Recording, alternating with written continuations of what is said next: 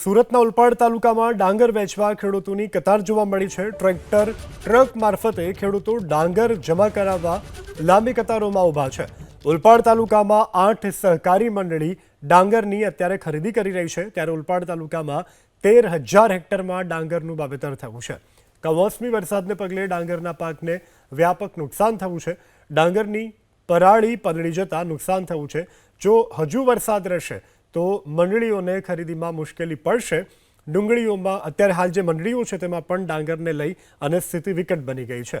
ભેજથી ડાંગર ફણગી જવા લાગ્યા છે અને ડાંગર કાળા પડી જતા ગુણવત્તામાં પણ ઘટાડો થઈ રહ્યો છે।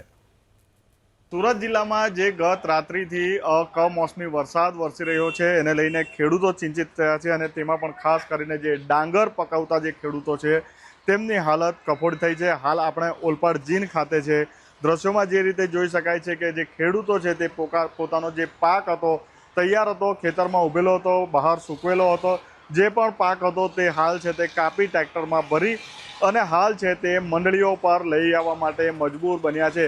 કેમ કે બીજી તરફ છે તે જે વેપારી આલમ છે, ખેડૂતો જે વેપારીને ડાયરેક્ટ આ ડાંગરનો પાક વેચે છે તે વેપારીઓએ છે તે એક તરફ એક સપ્તાહ સુધી આ ડાંગરનો પાક ન ખરીદવાનો નિર્ણય લીધો છે। કેમ કે જે પાક પલળાઈ ગયો છે તેની કિંમત બજાર ભાવ અડધા થઈ જાય છે, પરંતુ જે મંડળી છે તે હાલ છે તે આ તમામ પાક સ્વીકારી રહી છે અને તેને લઈને આખા લગભગ 1-1.5 કિલોમીટર સુધી રોડ પર ટ્રેક્ટરોની લાઈન લાગી છે। તો બીજી તરફ મંડળીની અંદર પણ હવે છે તે જગ્યા નથી વધી અને તમામ જે ખેડૂતો છે તે પોતાનો પાક લઈને જેમ બને તેમ જલ્દી પોતાના પાકની જે કિંમત સારી મળી જાય એના માટે હાલ છે તે મંડળીઓ પર પહોંચી રહ્યા છે અને પહોંચી ગયા છે। ખાસ કરીને જે રીતે જોઈ શકાય છે કે તમામ પાક છે તે હાલ મંડળી પર લાવવામાં આવી રહ્યો છે અને મંડળી છે તે આ પાકને સ્વીકારી રહી છે। ખાસ કરીને ડાંગરનો પાક જે પલળી જતો હોય છે ત્યારબાદ છે તે તેની કિંમત જે મળતી હોય છે તેની 50% કિંમત થઈ જતી હોય છે અને તેને લઈને ખેડૂતો ખૂબ જ ચિંતિત છે અને જેને લઈને જે મંડળીઓ છે સહકારી મંડળીઓ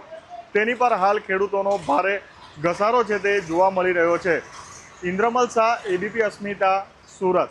તાલુકાની અંદર 13,000 હેક્ટર વાવેતરના કારણે અમારા ઓલપાડ સેન્ટર પર જહાંગીરપુરા સેન્ટર અને સાયન્સ સેન્ટર પણ જેમણે કાપણી કરી છે એવા ખેડૂતોના ટ્રેક્ટર અને ટ્રકોની અહીંયા બહુ મોટી લાઈન જોવા મળી છે। પણ વરસાદના કારણે અમારી સ્થિતિ પણ થોડી કફોડી બની છે।